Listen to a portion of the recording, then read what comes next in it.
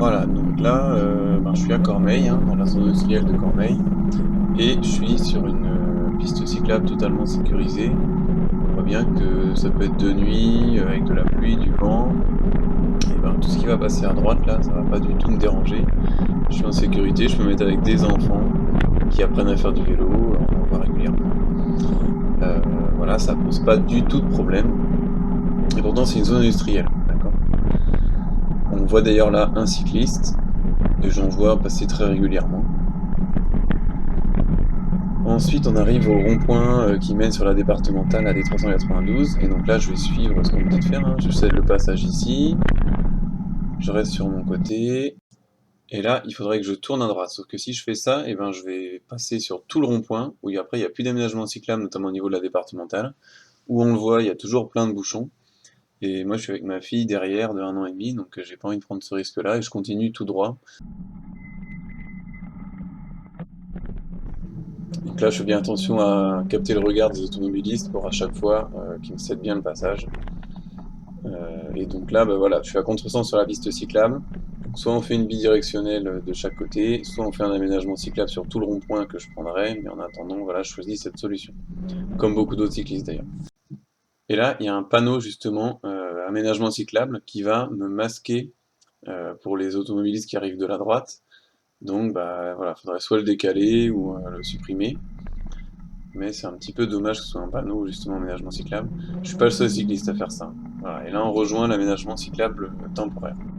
Et donc il s'agit d'une large bande cyclable partagée avec les bus qui offre pas vraiment plus de sécurité, hein. Toutes les études que tout ça, ça n'offre pas de sécurité. On le reverra par la suite. On peut donc imaginer quelques plots en plastique, là avant l'intersection. Voilà, je me déporte puisqu'il y a le bus. Et on peut imaginer voilà, des plots en plastique là où on peut en mettre. Bon, à cet endroit, il y a des travaux, mais on voit sinon qu'il y a un camion, comme ça arrive souvent. Alors bien sûr, il met ses warnings, hein, mais ça n'empêche pas le fait que moi je suis obligé de me déporter. Derrière, j'ai un camion à ce moment-là. Un autre cycliste d'ailleurs en face. Ça monte, hein, en plus, donc moi je suis en vélo électrique, mais ça monte. Et je retourne sur l'aménagement. On voit que la route est quand même abîmée à cet endroit. Oui, il y a des camions aussi en face, un gros trou ici que j'évite. Donc oui, c'était le bus derrière moi. Mais juste derrière, il y a un camion, quoi. Là, on peut tout à fait imaginer des plots en plastique. Ça n'offrerait pas une protection suffisante, mais vous voyez bien là, ce camion-là, il me rassure pas vraiment. Là, il y a beaucoup de gens qui tournent à droite pour aller à la station Total, qui parfois nous coupent la route. Là aussi, on peut mettre des plots en plastique. Encore un camion, voilà. Et on arrive au feu.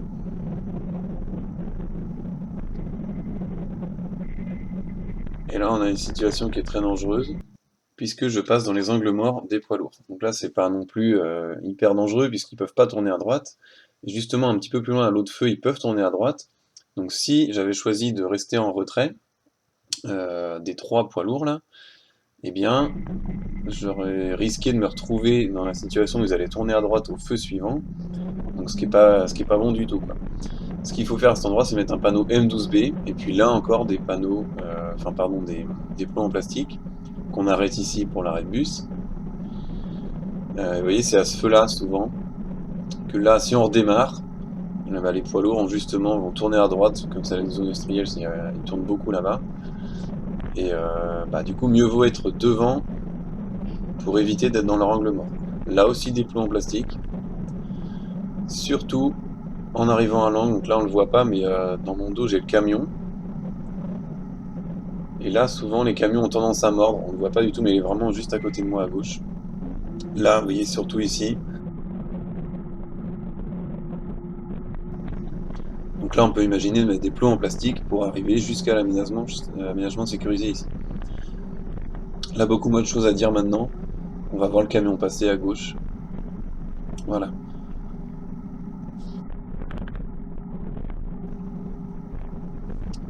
Et on voit bien que sur ce type d'aménagement, et ben en fait, on se sent beaucoup plus en sécurité, hein. Là, pareil, il peut pleuvoir, il peut y avoir du vent. C'est pas un problème. Je suis en sécurité. il y a la bordure, la grosse bordure en béton qui me protège, plus les voitures. Donc à terme, on peut imaginer quand même quelque chose comme ça, sur le passage précédent, hein. Une séparation de béton comme on voit à gauche, là où on peut. Ça évite vraiment de se déporter.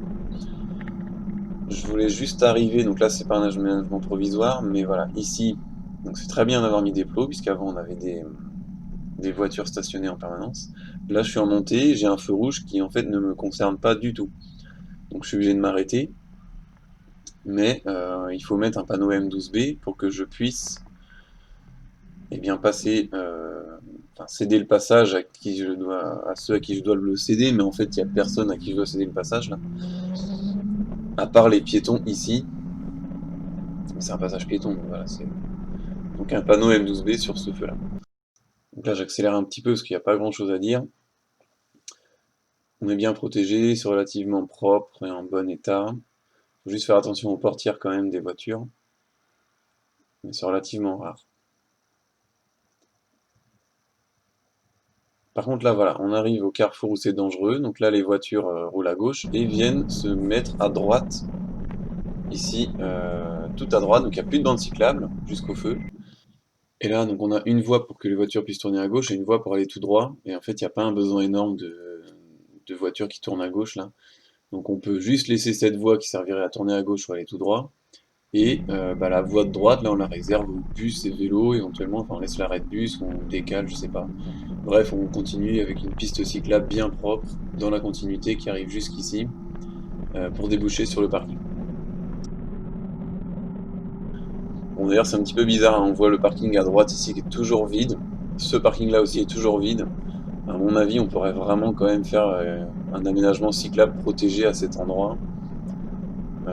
Puisque bon voilà, il n'y a pas un besoin en stationnement qui semble énorme, sauf là à l'approche de la gare, mais bon si on crée une piste cyclable, on peut garder quand même du stationnement largement.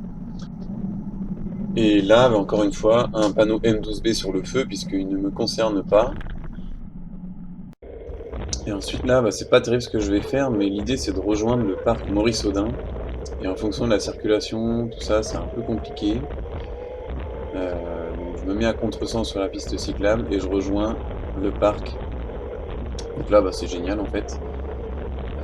C'est partagé avec les piétons, donc bien sûr s'il y a des piétons, on leur cède le passage, on ralentit. Mais sinon, voilà, on est totalement en dehors des voitures, donc c'est un pur plaisir.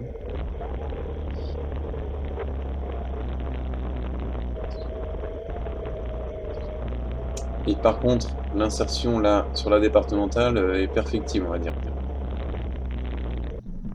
Donc on a la porte ici, et là le passage piéton est pas tout à fait en face, donc c'est dommage. Et surtout, le feu qu'on voit ici, il fonctionne pas en fait. Et donc quand ça marche, ce genre de feu, il faut appuyer dessus, et vous avez 10-15 secondes avant que ça passe au rouge pour les automobilistes. Je pense simplement qu'un CD de passage pour les automobilistes, hein, avec du marquage au sol, et priorité cycliste serait suffisant. On l'a d'ailleurs déjà le marquage là. Et puis là, faire quelque chose pour améliorer un petit peu voilà, l'état de la route et des trottoirs, pour arriver vers la partie plutôt résidentielle. Bon, ensuite on passe au retour, puisqu'il y a quelques petites différences, et notamment toujours les mêmes choses. Et je ne l'ai pas dit, mais on est boulevard de la Résistance.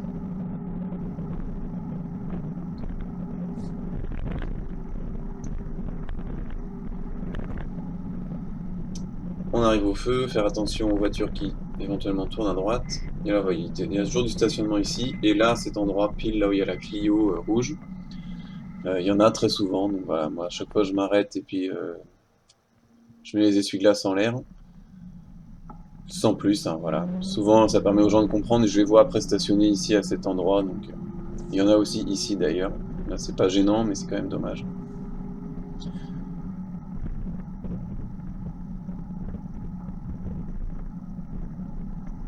Et puis à cet endroit aussi régulièrement, on a des gens qui en fait s'arrêtent pour quelques minutes, souvent restent dans la voiture, mais je sais pas trop ce qu'ils font. Donc je vais juste lui dire que c'est une piste cyclable.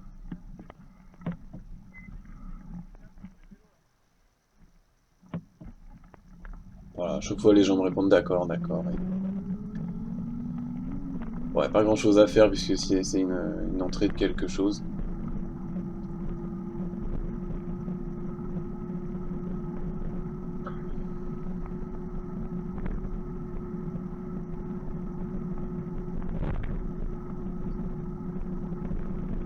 Là, on voit qu'on double. Là, je double toujours toutes les voitures, hein. Je prends vraiment de l'avance à cet endroit puisque tout le monde tourne à gauche. Et la séquence de feu fait qu'il y a souvent des bouchons. Alors là, en fait, faudrait que je me mette à gauche sur le sas vélo. Sauf qu'on voit qu'il y a une voiture dessus. Et même s'il n'y avait pas de voiture dessus, je le ferais pas en fait. Puisqu'on va le voir juste après, là, la voiture elle va redémarrer relativement rapidement pour aller tourner à gauche. S'empresser d'aller au feu rouge suivant.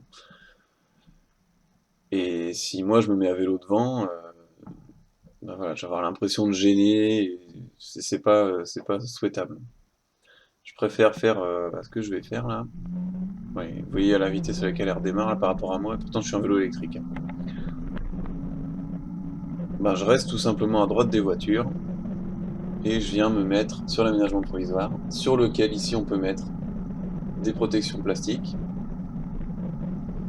Là, tout du long, puisqu'on va le voir, voilà, qu'est-ce qui arrive souvent? Là, les voitures tournent à gauche, elles s'arrêtent du coup pour céder le passage aux voitures qui arrivent en face, et du coup, voilà, il y a quelqu'un qui passe à droite. Ici, on peut envisager aussi un panneau M12B sur ce feu-là, puisque là, j'aurais pas de priorité à céder. Sur celui des sapeurs-pompiers aussi, pour les vélos. Et pour celui-là, bien sûr, non. Là, il est dangereux celui-là, puisqu'il y a énormément de monde, et notamment des poids lourds qui tournent à droite là, et qui parfois nous coupent la route. Donc je sais pas, mettre des panneaux sur le feu, mettre des plots plastiques là où on peut. Voilà, c'est l'arrêt de bus. Alors d'ailleurs, sur tout ça, hein, c'est un aménagement partagé cycliste et bus, mais en fait les bus ne roulent pas dessus. Ils se mettent sur la voie de circulation, ce qui est mieux, hein, on l'a vu tout à l'heure à l'aller, hein. Et ils viennent s'arrêter sur la partie droite. Donc c'est pour ça que pour moi, il vaudrait mieux dédier cette partie-là aux cyclistes, mettre des plots plastiques partout où on peut, et puis laisser libre l'accès pour aller sur les arrêts de bus. Ici notamment, il y a très souvent des poids lourds, c'est en descente, ça va assez vite. Là j'ai un poids lourd derrière moi qui veut passer, me forcer le passage. Je l'ai regardé quelques fois pour lui signifier qu'il allait me tendre un petit peu. Voilà, bon, dès qu'il peut, il passe.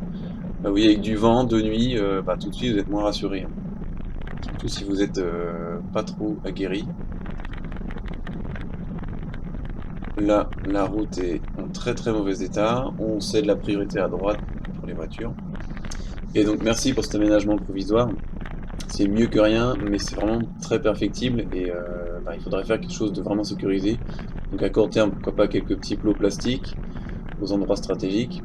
Et à long terme, envisager soit une piste cyclable de chaque côté, bien séparée par des blocs béton, comme on a au boulevard de la Résistance par exemple, soit éventuellement une bidirectionnelle, comme il y a la Cormeille, celle que je vais rejoindre, qu'on a déjà vue. Mais à ce moment-là, il faut mettre plus que des petits blocs béton, enfin, il faut vraiment mettre quelque chose en dur. Là, par exemple, mettre comme des arbres, comme ici, là, des arbres, des lampadaires, puisque pour le pratiquer à Sartrouville, sur les berges de Seine, quand vous êtes à contresens et qu'il y a un poids lourd qui arrive, un bus, et ben vous n'êtes pas très rassuré, et moi j'ai tendance à me mettre le plus possible à gauche, mais c'est pas toujours possible. Enfin, donc là justement, moi je vais les rejoindre, ces berges de Seine à Sartrouville, je vais jusqu'au Vésiné comme ça, donc j'ai encore quelques kilomètres. Et voilà, que je vais pas montrer ici, ça ne nous intéresse pas. Mais si, voilà, si bidirectionnelle il y a, il faut qu'elle soit de cette qualité-là, comme un Cormeil. Après, ce sera vraiment un changement énorme. Et ce serait tout simplement génial d'avoir des zones industrielles accessibles à vélo, même pour des enfants. Voilà.